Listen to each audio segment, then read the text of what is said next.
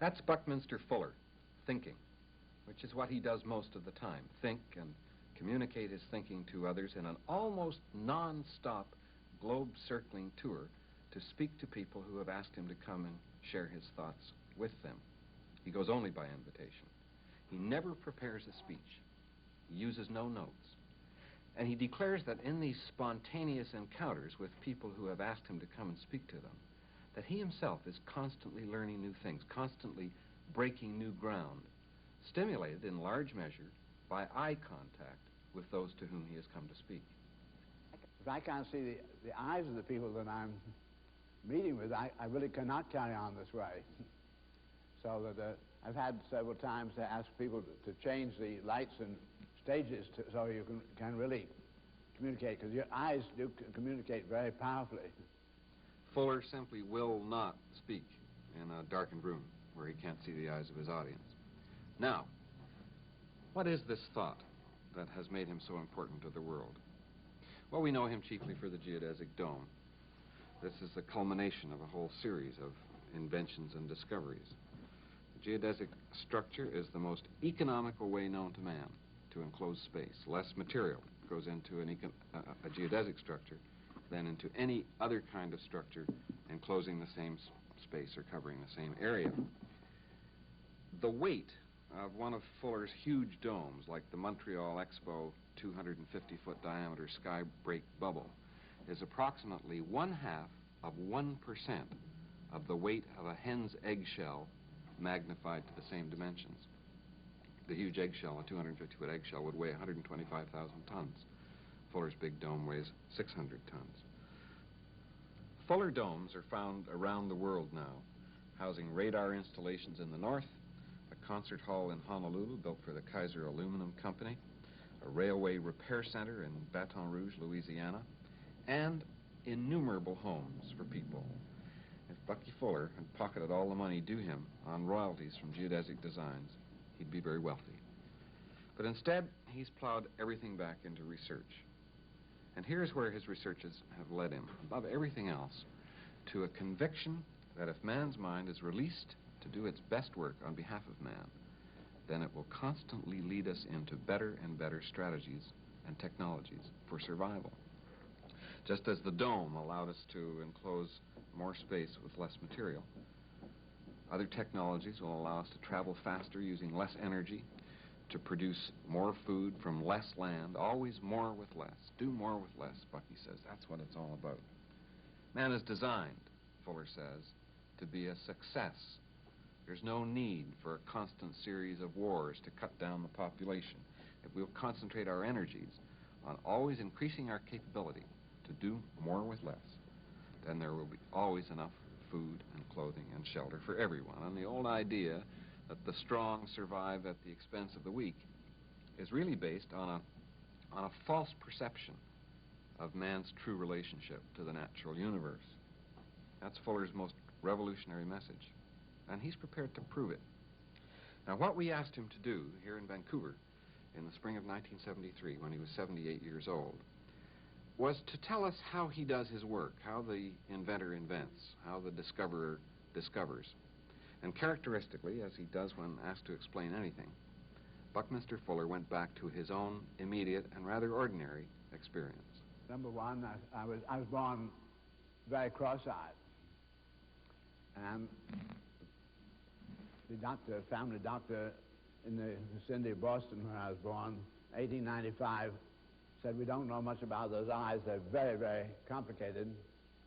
One thing we know is not to try to do any experimental work about that cross-eyedness."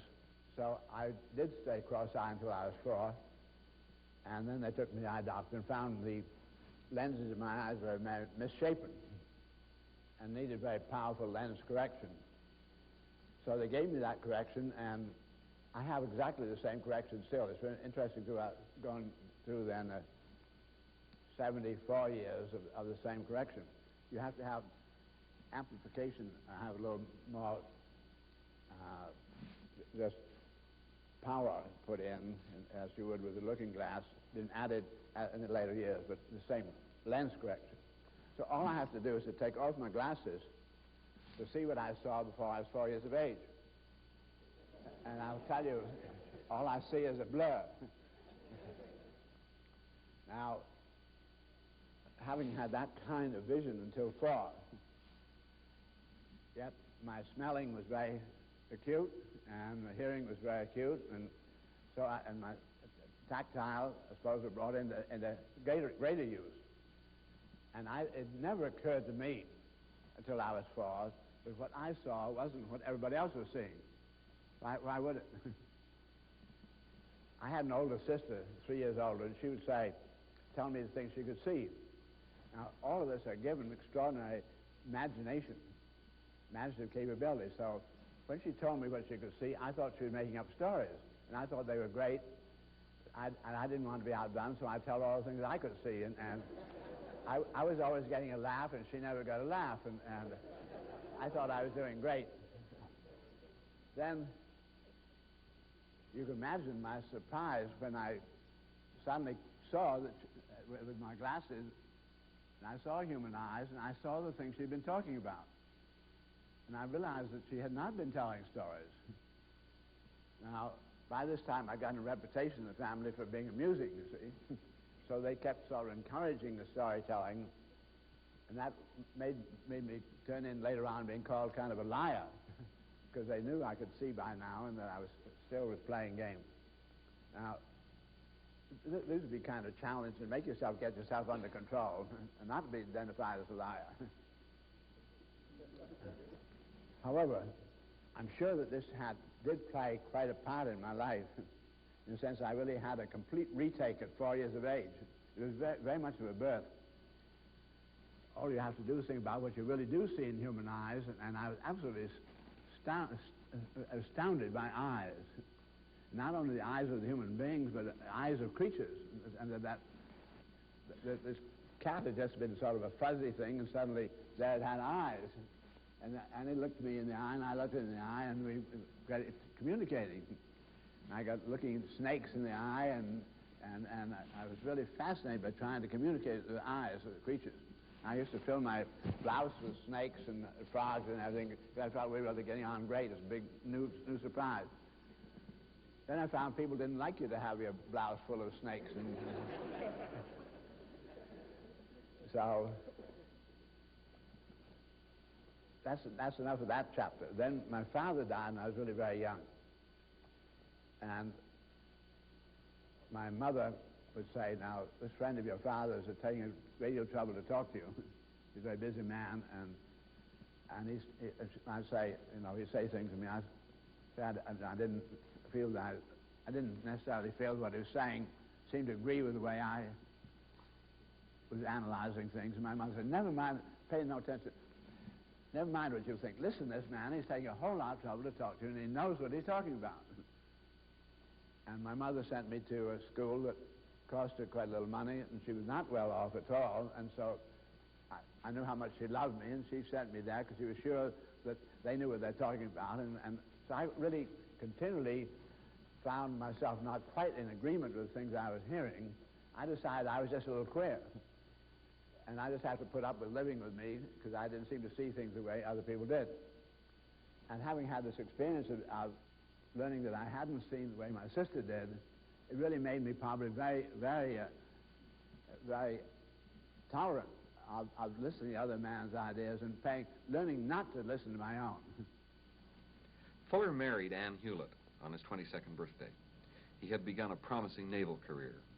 For a while it looked as if his whole life would be filled with successes. But their first child died of meningitis and polio, and then all of his post-war enterprises seemed to be doomed to failure.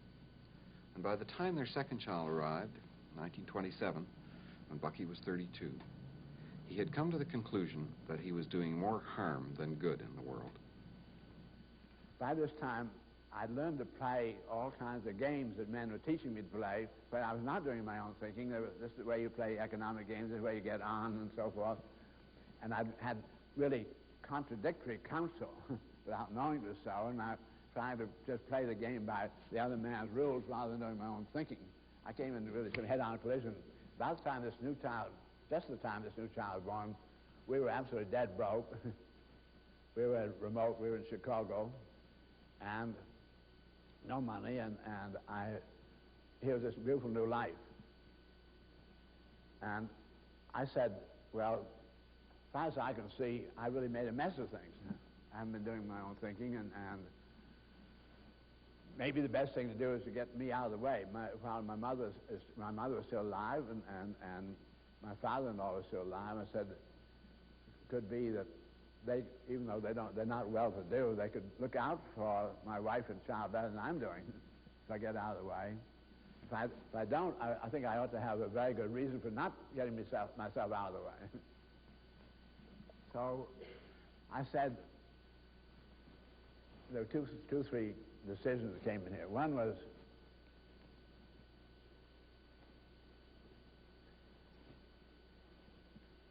I think it could be a very clear matter if you really, to the best of your capability, from this point on, if you assume that your life was committed entirely for other human beings and not for yourself, then I would think that this would be one way to not get yourself out of the way. That on the basis that there is some kind of a bundle of experience. And there might be in the pains that you've had clues to the way in which others might not have to go through what you've gone through. And that then I said, all right, if you're going to do your own thinking, going on your own experience, I would think that because I've said of all the things that I think have been powerful that I know about it in my life is love.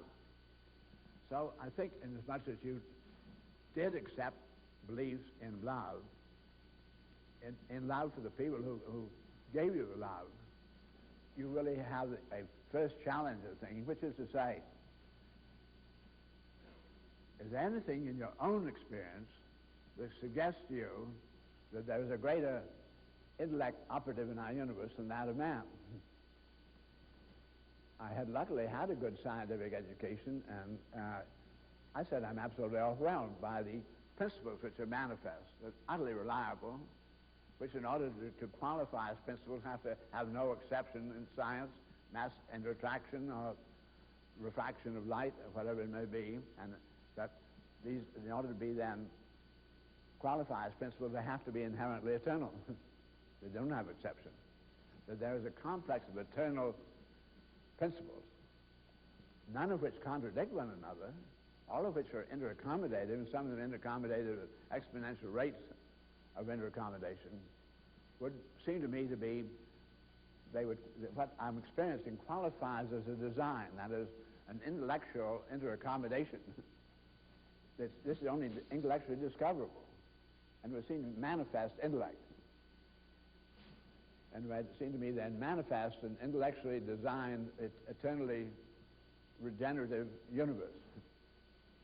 So I said, this is so obviously greater than man, the integrity by virtue of which the interaction of the moon and the earth, and the whole planetary interaction, and life being kept alive on board of our planet by radiation from the sun 92 million miles away. Most extraordinary design. And I'm so overwhelmed by it that I automatically then say, I don't think I have any word adequate. And though man has invented a sound that in our particular part of the world, you say word God, and it might be another sound elsewhere. Whatever it is so great that it's beyond any limited life to be able to really give an adequate name, other than just identify there is an a priori intellectual integrity manifest in our universe. This was where I certainly found myself starting and having more and more confidence then in the idea of really committing yourself in a very, very, very important way to whatever the great design might be trying to accomplish. When he found the principles of the geodesic dome, Fuller felt that he was simply going along with nature. Nature created the principles. Fuller discovered them by cooperating with nature. I have found myself inadvertently opening up curtain and having new vistas time and again. And because I can say, and you can say, that everything that man has discovered, the very word discovery, means it was previously unknown. that everything of great importance that man has discovered, all the great generalized principles, have been as a consequence of the gradual pulling aside of a curtain of the unknown. So the source of all of our knowledge is previously unknown. So that there has been no instance so far suggesting a slowing down of the curtains being pulled aside. There's no suggestion that all the unknown is now known. In fact, it would really, there's no periodicity or any rhythm that I can find, any trending in lines or against time, suggesting that we now have everything. There's nothing more coming in. I would assume that we are so far very, very meagerly informed. The conventional image of the scientist, the investigator, is of the man who sets out to tackle a problem that nobody else has been able to deal with. And he batters away at it, and he brings whatever assistance he can find, and he focuses it on this closed door. As I listen to you talk, and have listened to you talk over all these years and read your books, I think I come up, and I think what you were telling me this morning is a very different kind of picture.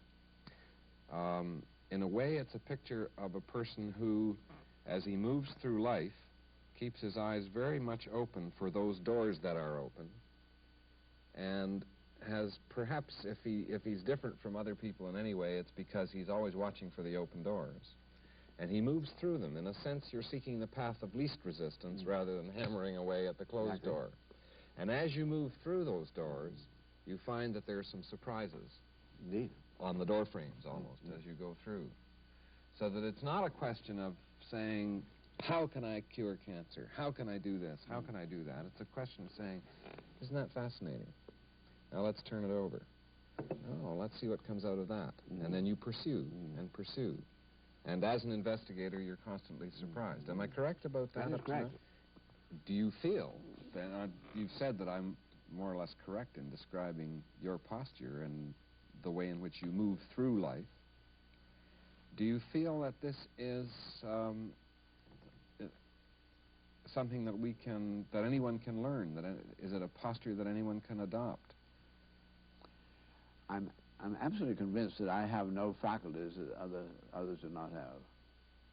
I think everybody has some special circumstance I put down yesterday where I happen to be born cross-eyed, and there are balancing strategies that occur. I think that if anything really unique is what has inspired me to do what I do. To make up my mind to really go all out. And that, there's no question about it, it always goes back to love. Anything really just moved me my whole life. Nothing, there's love. But it's feeling the love that I did feel, given to me by others when I was young, how really fantastically beautiful it is.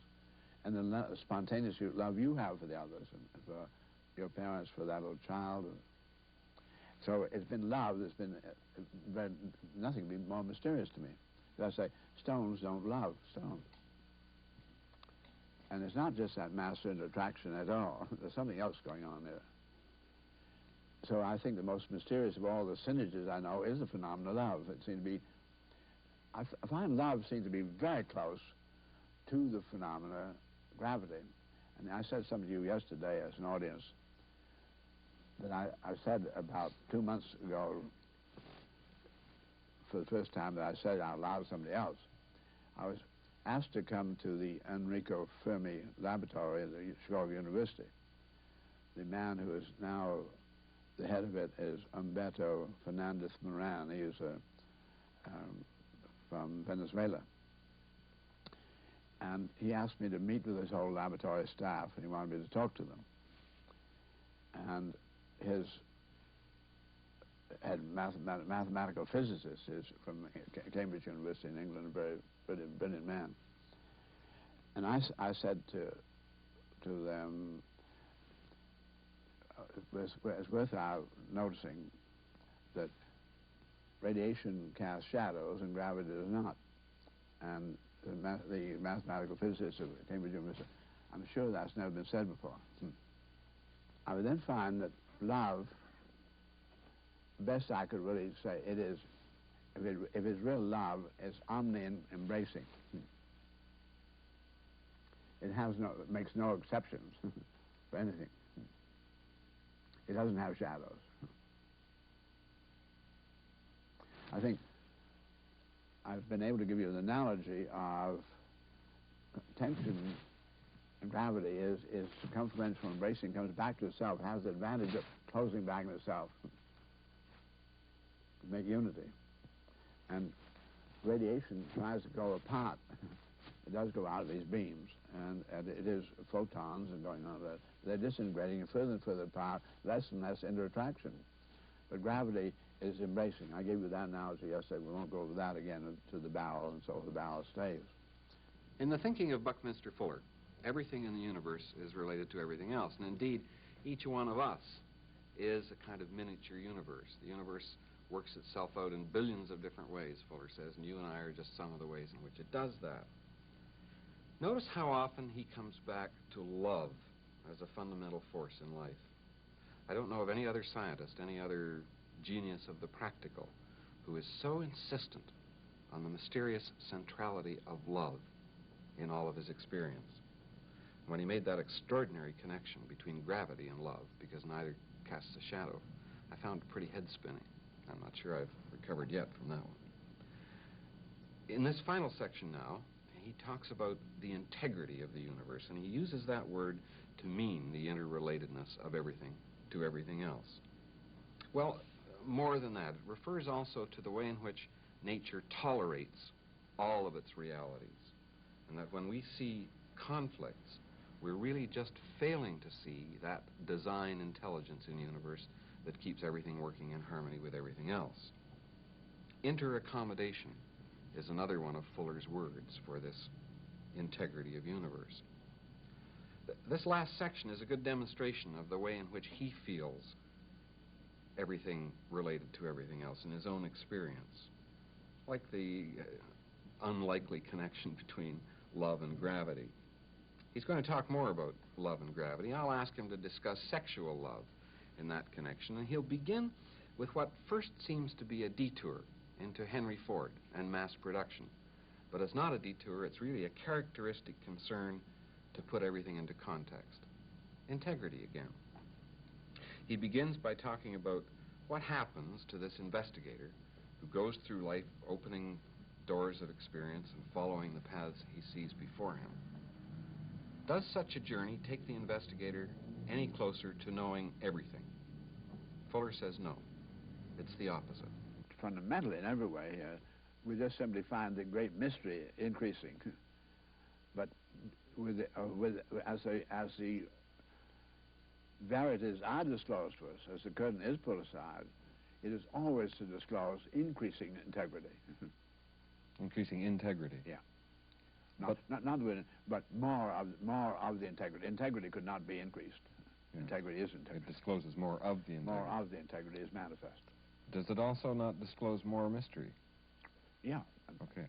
Now, let's come back to love, then. And love, I hear you saying, is essentially mysterious and partakes of that same metaphysical. I think it is a great metaphysical gravity. I mean, it's great.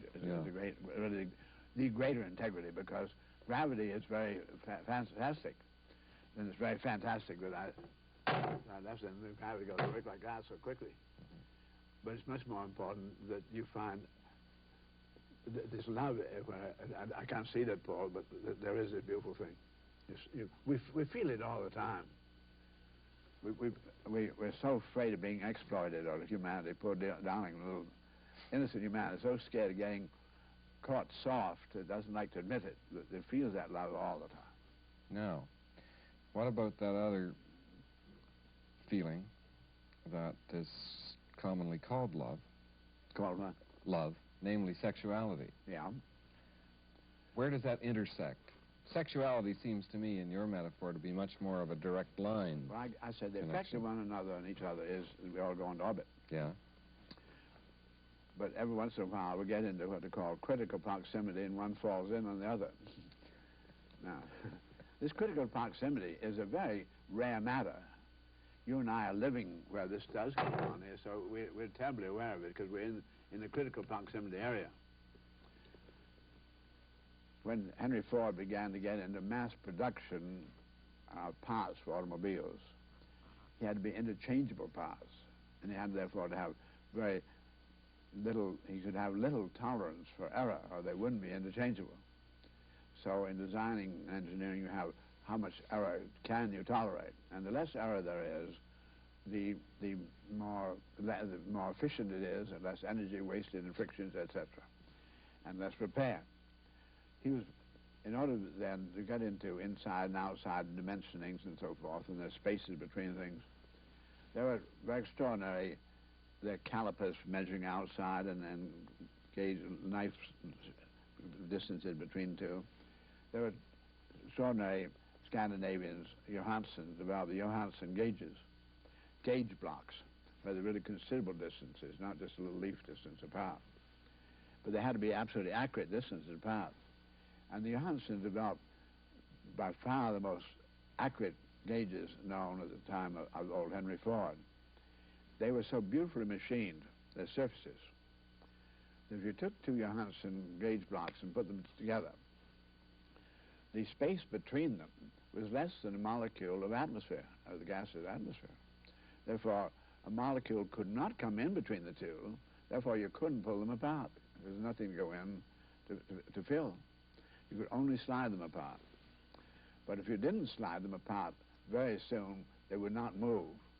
Why? Because they got where the atoms were literally in critical proximity, and they would then literally coalesce and became pure metal again.